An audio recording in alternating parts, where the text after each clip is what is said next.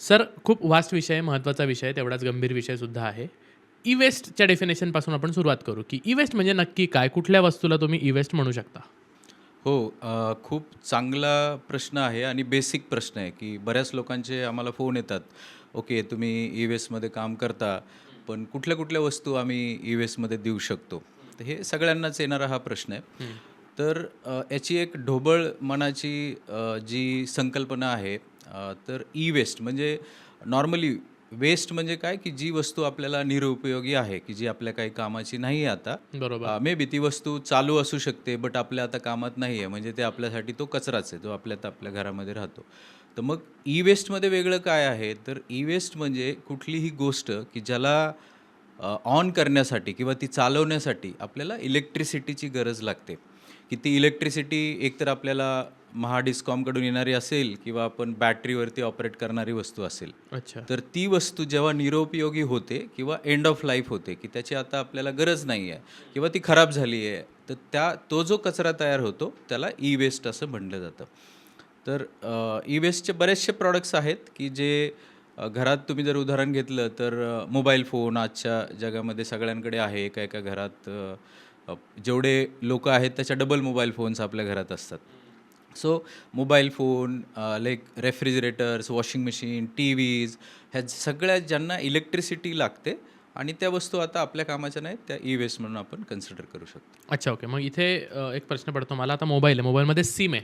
ठीक आहे, मोबाईलमध्ये असेपर्यंत त्याचा फायदा आहे किंवा ते चालू आहे. बरोबर. मग सिमला म्हणा किंवा आता हा माईक आहे, हा माईक इथून लॅपटॉपला गेला. माईक खराब झाला, हा ई-वेस्ट आहे. लॅपटॉप खराब झाला, तो ई-वेस्ट आहे. मग मधली वायर, ही पण ई-वेस्ट आहे का? सो जे मी सांगितलं की ती वस्तू जी बॅटरीवरती चालते, बट त्या वस्तूचे जे ॲक्सेसरीज आहेत, हां. की ज्या वस्तू सोबत संलग्न बरोबर. ॲक्सेसरीज आहेत, त्या वस्तू पण जेव्हा खराब होतात, त्या पण ई-वेस्ट ह्याच कॅटेगरीमध्ये येतात. म्हणजे तुम्ही सिम कार्डचं उदाहरण दिलं तर सिम कार्डमध्ये मेटल्स आहेत, लाईक प्रिसियस मेटल्स पण आहेत, प्लास्टिक पण आहे आणि ते बनवण्यासाठीचे इलेक्ट्रॉनिक माध्यमांचाच उपयोग झालेला आहे, की ते सिम कार्ड हे ई-वेस्टचाच भाग आहे. तर तो सिम कार्ड ई-वेस्ट आहे, वायर पण ई-वेस्ट आहे because it's a part of that product, की त्या ॲक्सेसरीज आहेत त्याच्या, तर त्या ई-वेस्ट कॅटेगरीजमध्येच आहेत. अच्छा. तुमचा काय अनुभव आहे सर? सगळ्यात जास्त वस्तू कुठल्या येतात तुमच्याकडे कलेक्शन करताना? असं आपण जास्त वस्तू असं म्हणू शकत नाही, बट सगळ्या टाईपच्या वस्तू येतात. म्हणजे चार्जर्स येतात, बॅटरीज येतात. आजकाल बरेचसे म्युझिक सिस्टम्स मिळाले आम्हाला मागच्या 1 वर्ष, दीड वर्षामध्ये. बिकॉज आजकाल कुणी ती मोठी म्युझिक सिस्टम यूज करत नाही. कारण बरोबर. आपल्याकडे हां. मोबाईलमध्येच खूप चांगल्या पद्धतीने आपण वेगवेगळ्या माध्यमातून गाणे ऐकू शकतो. तर ते मी घरात ठेवून करायचं काय? ती एक तर जागा व्यापते खूप. बरोबर. तर त्यामुळे बऱ्याचशा लोकांनी त्या म्युझिक सिस्टम पण ई-वेस्टमध्ये दिलेल्या आहेत. मोबाईल फोन्स येतात बऱ्यापैकी. काही लोकं म्हणजे जागरूक आहेत, की माझ्या घरात मोबाईल फोन पडू नये. तर याचा अर्थ त्याच्यामध्ये जे मेटल्स आणि मिनरल्स आहेत, ते रिसोर्स आपण दाबलेले आहेत. आपल्या घरात ड्रॉवरमध्ये अडकून पडलेले आहेत. मग ते परत एकदा आपल्या वापरात येण्यासाठी म्हणून ते मोबाईल फोन पण रिसायकलिंगला देतात. बरोबर. तर अशा सगळ्या टाईपच्या वस्तू आपल्या इव्हन वॉशिंग मशीन्स पण येतात. लोकं फोन करतात, की आमची वॉशिंग मशीन आउटडेटेड आहे, सो तुम्ही कलेक्ट करू शकता का? So we collect it. कुठल्याही वस्तू म्हणजे ऑल टाइप्स ऑफ इलेक्ट्रॉनिक वस्तू ह्याचं कॉन्ट्रिब्युशन आहे ई-वेस्ट कलेक्शनमध्ये. अच्छा. आकड्यांवर येऊ सर थोडं, कारण आकडे दिल्याशिवाय लोकांना गांभीर्य समजत नाही.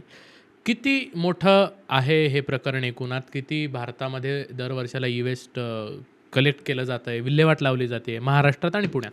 हो. सो आपण जागतिक लेव्हलवरनं सुरुवात येस, करूया, एक्झॅक्टली. की हो.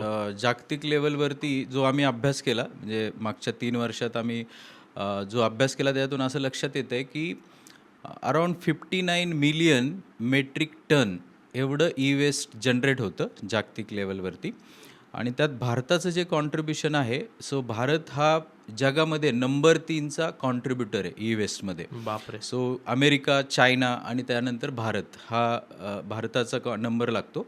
तर भारताचं जे ई-वेस्ट जनरेशन क्लॉक झाले, ज्या इंटरनेटच्या फिगर्स आहेत, सो लाईक मी तिथे जाऊन काही चेक नाही केलेलं, बट हं, हं. ज्या इंटरनेटवरती ज्या अवेलेबल फिगर आहेत, त्या 3.2 मिलियन मेट्रिक टन हे भारतामध्ये ई-वेस्ट जनरेट होतं. अच्छा. सो आपण लाईक 3.2 भारतामध्ये होतं, मग महाराष्ट्राचं काय कॉन्ट्रिब्युशन आहे? तर महाराष्ट्र ऑल्वेज इंडियामध्ये नंबर वन असतो सगळ्याच सगळ्याच बाबतीत. कॉन्ट्रीब्युशनमध्ये. बिकॉज आपण भारताची जी कमर्शियल कॅपिटल आहे ती महाराष्ट्रामध्ये आहे आणि त्यामुळे ऑब्वियसली आपलं जे कॉन्ट्रीब्युशन आहे ते सगळ्यात जास्त आहे. सो अराउंड 20 to 25% हे महाराष्ट्राचं ई वेस्ट जनरेशनचं कॉन्ट्रीब्युशन आहे.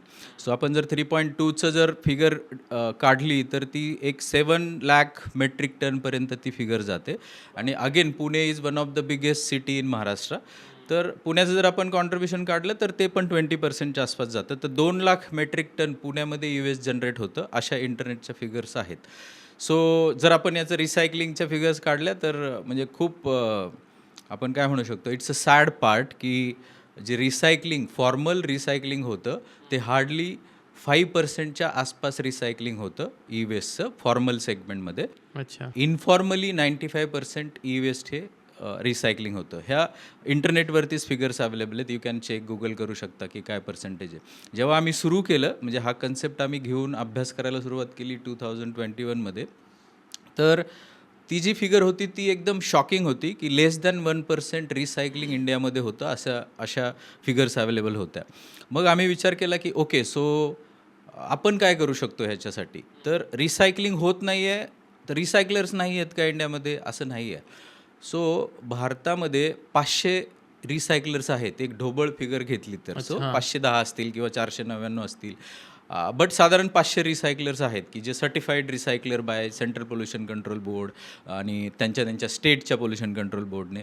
बट त्यांच्यापर्यंत हे मटेरियलच पोहोचत नाही, त्यामुळे त्यांच्या सर्वायवलचा पण मोठा प्रश्न आहे. ओके. की एवढे सगळे रिसायकलर्स आहेत, एवढं सगळं ई वेस्ट आहे, बट ते रिसायकलिंग होत नाही आहे. मग त्याचं कारण काय की लोकांमध्ये जागरूकता नाही आहे. प्लस लोकांना फॅसिलिटी नाही आहे की त्यांनी हे माझ्या घरात जर आज सपोज एक मोबाईल फोन खराब झाला आहे आणि मला तो ई वेस्टला द्यायचा आहे. सो मी सजग नागरिक आहे, मी जर्मनीवरून आलो आहे असं जरी त्याचं असेल तर मग मी तो कोणाला द्यायचा, मला माहितीच नाही आहे. तो मग देतो कोणाला की जो नियर बाय कुणीतरी कबाडीवाला असेल त्याला आपण शोधतो की अरे बाबा माझ्याकडे भंगार पडलेले आणि ते घेऊन जावा म्हणून. सो अशा पद्धतीने ते फॉर्मल रिसायकलरपर्यंत हे सगळं पोहोचतच नाही. तर मग आम्ही विचार केला की आपण असं काम करायला पाहिजे की रिसायकलिंग इंडस्ट्रीला सपोर्ट करू शकतो का आणि लोकांना एक कन्व्हिनियन्स क्रिएट करून देऊ शकतो का की त्यांच्या घरात मोबाईल पडलेला आहे, त्यांनी जस्ट तुम्ही एक सर्व केअरमध्ये या आणि देन यू जस्ट डिस्कार्ड दिस, लोक जातील करतील, हे सगळं काम करू शकतो का, असा आम्ही विचार करून ही कंपनीची सुरुवात केली. आणि चांगला रिस्पॉन्स आहे. So we are doing good. नाही, चांगला रिस्पॉन्स. मे बी आत्ता जी लहान मुलं आहेत किंवा तरुण आहेत हे थोडेसे अजून काही वर्षांनी पुढे येतील तेव्हा अजून चांगलं मिळेल असं मला वाटतं. कारण आत्ता कुठे आपण ओला कचरा आणि सुका कचरा वेगळा करायला लागलो. बरोबर. म्हणजे घंटागाडीवाला ते एकाच याच्यामध्ये बघून बोलून वैतागला तेव्हा कुठे लोक याच्यावर आले. मला कंपनीच्या मला तुम्हाला सांगायचं आहे किस्सा इन द सेन्स, एक मी ॲडव्हर्टाईज पाहिली मागच्या आठवड्यामध्ये, माझ्या फॅमिली मेंबरनेच शेअर केली ती. एक मुलगा डस्टबिनमध्ये बसलेला आहे, खूप पॉप्युलर झाली आहे ती ॲड सगळीकडे. तर तो डस्टबिनमध्ये बसलेला मुलगा बाहेरच निघत नाही आहे. सो कचऱ्यावाली लेडी येते आणि त्या मुलाला म्हणते अरे तू बाहेर पड, तो कचरा घेऊन जायचा आहे मला, तू असं काय करतोयस. तर तरी तो बाहेर पडत नाही. मग सगळे घरातली लोक येतात की अरे तू असं काय करतोय, कचऱ्यात का बसला आहेस एवढा असा. तर खूप पूर्ण कॉलनी येते, रस्त्यावरची लोक गाड्या लावून पण त्याला पाहायला येतात. मग तो त्या मुलाला त्याची आजी विचारते की अरे सोन्या तू असं, म्हणजे एक्झॅक्टली नाव मला लक्षात नाही आहे, बट अरे तू असं का करतोयस, असं का बसलाय. तर तो म्हणतो आजी हे यांना किती वेळा सांगू मी की ओला कचरा आणि सुका कचरा वेगळा करा, पण हे ऐकतच नाहीत. म्हणून मीच आज इथे बसलोय की माझं फ्युचर धोक्यात नाही जायला पाहिजे, म्हणून मीच कचऱ्यात बसलोय की बाबा मी कशाला जगू यांच्यासोबत. की ती सिच्युएशन क्रिएट झालेली होती. अजूनही काही ठिकाणी आहे, लोक ओला कचरा सुका कचरा करत नाही आहेत, बट इम्प्रूव्हमेंट आहे. सो आपण सेपरेशन करतोय.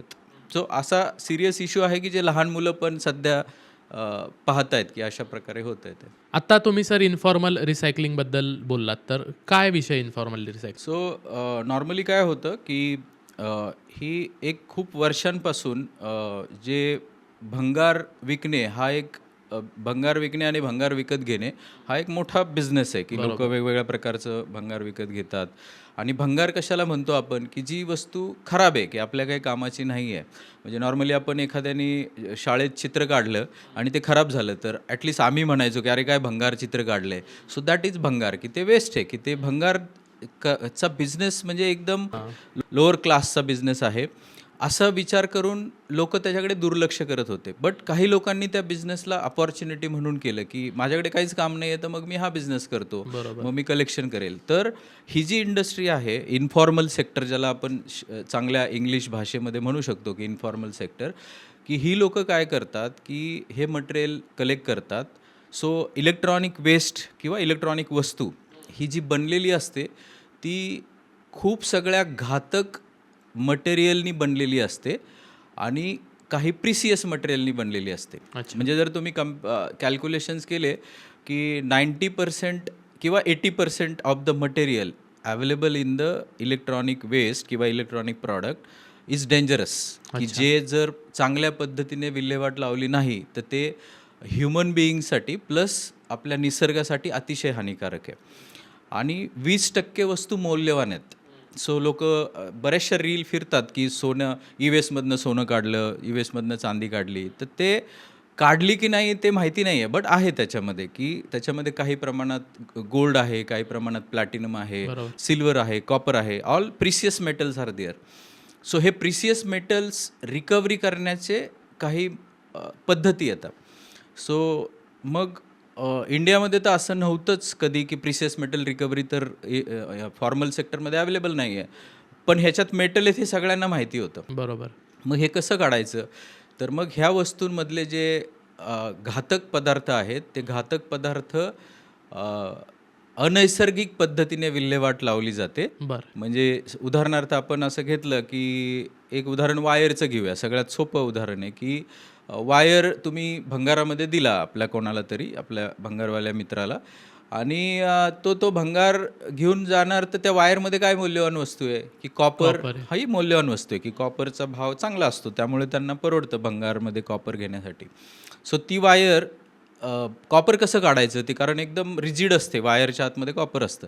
तर मग ती वायर जाळली जाते की शॉपच्या बाहेरच तिथे कुठेतरी जाळतात ती वायर, आणि त्यातलं कॉपर मेल्ट होत नाही नॉर्मल टेम्परेचरला, त्यामुळे ते बाहेर पडतं आणि ती जी त्याचं केबल आहे, इन्सुलेशन जे आहे ते जाळलं जातं त्याच्यासोबत. सो हे जाळलं गेल्यामुळे काय होतंय याचा कुणी कधी विचार नाही केलेला. ना त्या बिचाऱ्या भंगारवाल्याने विचार केला आहे, ना त्या भंगारवाल्याला जो नागरिक ते मटेरियल देतो त्याने विचार केला आहे की हा काय करत असेल त्या मटेरियलचं. तर तो अतिशय घातक याच्यासाठी आहे की ज्या त्या इन्सुलेशन असतं वायरचं, त्याच्यामध्ये फायर रिटार्डंट्स असतात की जे आग लागल्यानंतर स्फोट होऊ नये, ती आग तिथल्या तिथेच विझवली जावी. तर ते फायर रिटार्डंट्स जेव्हा आपण बर्न करतो ते टॉक्सिक आहेत, खूप टॉक्सिक आहेत, की ज्याच्यामुळे जर त्याच्या फ्युम्स आपण जर आपल्या नाकातोंडात गेल्या तर त्याच्यामुळे कॅन्सर पण होऊ शकतो. बापरे. एवढ्या डेंजर आहेत त्या. प्लस त्या फ्युम्स समजा नाही आहे, ठीक आहे, कोणीच नाही आहे तिथे आजूबाजूला, अशा तर खूप फ्युम्स निघतात, असं पण आपण विचार करू की अरे इंडस्ट्री पण काढते ना. तर असं असलं तरी ते जळाल्यानंतर जी राख राहिलेली आहे खाली, त्या राखेचं काय होतं की ते असं तर नाही की जे MEPL नावाची रांजणगावला एक ऑर्गनायझेशन आहे, त्यांना ती राख देतो आणि मग ते प्रॉपर डिस्पोज होतं. बरोबर. असं करत नाही कोणीच, कारण का की ती कॉस्ट इन्वॉल्ड आहे. मग होतं काय की जेव्हा पाऊस येतो तर तो वरुण राजा त्याच्या पाण्यासोबत त्या राखेला नदीमध्ये घेऊन जातो आणि मग ती नदीत मिसळली जाते. सो एक इन्फॉर्मल सेक्टरमध्ये एक वस्तू जाळलेली अशा कितीतरी वस्तू जाळल्या जातात आणि तीच राख आपल्या नदीमध्ये जाऊन मिळते. सो जर इंडियाचं तुम्ही स्टॅटिस्टिक बघितलं की सगळ्यात जास्त जे वेस्ट कलेक्शन होऊन जातं कुठे, तर दिल्ली आणि दिल्लीच्या आसपास जे उत्तर प्रदेश, गाझियाबाद जे आहे, तिथे मोस्ट ऑफ द जे इलेक्ट्रॉनिक वेस्ट आहे तिथे जातं. सो जी यमुना नदी आहे दिल्लीमध्ये, ती यमुना नदी मला वाटतं मथुरेपर्यंत जाते. तर त्या नदीमध्ये मोस्ट ऑफ द पोल्युशन हे ह्या अशा वस्तूंचं आहे की ज्या वस्तू कामाच्या नाही आहेत. अच्छा. आणि मग त्याच्यामधून जे व्हॅल्युएबल्स काढले जातात, त्याचे पैसे कमवले जातात, बट अशा वस्तू की ज्या पर्यावरणासाठी अतिशय घातक आहेत. सो असं पण सांगितलं जातं. सो मी कुठल्या तरी स्पीकरकडून ऐकलं होतं की जेव्हा नदीमध्ये ही राख जाते किंवा हे पाणी पोल्यूट केलं जातं, मग ते डॅममध्ये पाणी जातं, डॅममधून आपण ते इरिगेशनसाठी यूज करतो की शेतीला पाणी द्यायला यूज करतो. मग तेच पाणी ते शेती जे काय आहे आपली येते, ज्वारी, बाजरी, गहू काय बनेल ते, आणि ते जेव्हा अन्न तयार होतं आहे तर त्याची पॉसिबिलिटी आहे की ते जे टॉक्सिक जे जातं आहे त्याच्यामधून ते आपल्या अन्नप्रवाहात पण येतं आहे आणि त्याच्यामुळे कॅन्सरसारखे घातक आजार होऊ शकतात. सो एवढ्या सिरियस लेवलवरती जर इन्फॉर्मल सेक्टरमधून आता हे इन्फॉर्मल सेक्टर हा बिझनेस लोकांचा आहे, बट त्यांना पण माहिती नाही आहे. सो काल संध्याकाळी फॉर्च्युनेटली म्हणजे कोइन्सिडेंट होता की आज आपण डिस्कस करतो आणि काल एक खूप चांगलं काम करणारे मॅडम आहेत, दीपाली खेत्रीवाला असं त्यांचं नाव आहे. कल्याणी नगरमध्ये त्या राहायच्या पूर्वी आता मुंबईला राहतात, बट त्या इन्फॉर्मल सेक्टरच्या लोकांसाठी काम करतायत बरं. की इन्फॉर्मल सेक्टरची लोक फॉर्मल सेक्टरमध्ये कसे येऊ शकतील. एक्झॅक्टली. की त्यांनी खूप चांगलं गाझियाबादमध्ये एक रिसायकलिंग प्लांट इस्टॅब्लिश केला आहे की जिथे it's like a coworking space की तिथे येऊन तुम्ही काम करा आणि we will facilitate you infrastructure वगैरे. तर त्यांनी सांगितलं की जे इन्फॉर्मल सेक्टरमध्ये काम करणारी लोकं आहेत त्यांचे जे हात आहेत ते असे हात पुढपासून कोपरापर्यंत डॅमेज्ड आहेत. बरं. बिकॉज ते लोक जे मी तुम्हाला सांगितलं जे रिकव्हरी करण्यासाठी मेटल रिकव्हरी करतो आपण, तर त्या रिकव्हरी करण्यासाठी ॲसिड यूज केलं जातं हो. आणि ते ॲसिड लिचिंग करून जेव्हा काढतो आपण तर त्यावेळेस प्रत्येकच वेळेस तुम्ही ग्लोव्ज नाही घालत आहेत, बरोबर. शूज नाही घालत आहेत. हे असं इन्फॉर्मल सेक्टरमध्ये काम करून जेव्हा काम करतो त्यावेळेस त्यांच्या बॉडीला डॅमेजेस होतात की जे हात खराब होत आहेत, काही जणांना जेनेटिक प्रॉब्लेम्स होत आहेत. तर एवढा सिरियस इफेक्ट आहे हे जे इन्फॉर्मल सेक्टरमध्ये काम करतात. सो हे इन्फॉर्मल सेक्टर प्रमोट करण्यासाठी कोण कारणीभूत आहे? आपणच कारणीभूत आहेत की ॲज अ सिटिझन की मी हा विचार करतो का की मी ज्याला वेस्ट देतो तो त्या वेस्टचं करतो काय? मला 50 रुपये 100 रुपये देतो तो येणारा मुलगा आणि तो घेऊन जातो, बट त्या वस्तूचं होतं काय ह्याचा सिरियसनेस नाही आहे. तो सिरियसनेस करणं गरजेचं आहे. आता तुमच्यासारख्या संस्था कंपनीज असतील सर की ज्यांचं सरकारकडे उत्तरदायित्व आहे, तुम्हाला काहीतरी दर वर्षाला तुम्हाला एक रिपोर्ट द्यावा लागत असेल एवढं कलेक्ट केलं. obviously. या भंगारवाल्यांकडे वगैरे येत असेल त्याचा काही डेटाच नाहीये. डेटा आणि हां तेच कारण आहे जे आपण 1% रिसायकलिंग म्हणतो किंवा 5% रिसायकलिंग म्हणतो. तो डेटा जेव्हा गव्हर्नमेंटला मिळेल तेव्हाच गव्हर्नमेंट म्हणेल ना की आम्ही एवढं रिसायकलिंग केलं. बरोबर. आणि there is a pressure from global की सगळीकडून प्रेशर आहे की तुमच्या देशामध्ये तुम्ही काय करता ई वेस्टसाठी. आणि त्यासाठी आता government is developing all policies की कसं आपण ह्याला इन्फॉर्मलला फॉर्मलमध्ये कन्वर्ट करू शकतो. बट गव्हर्नमेंटकडे डेटा येत नाही आहे कारण हे इन्फॉर्मल बरोबर. आणि शेवटी सगळं येतं परत लोकांच्या विलवर. लोकांना किती इच्छा आहे चांगलं करायची.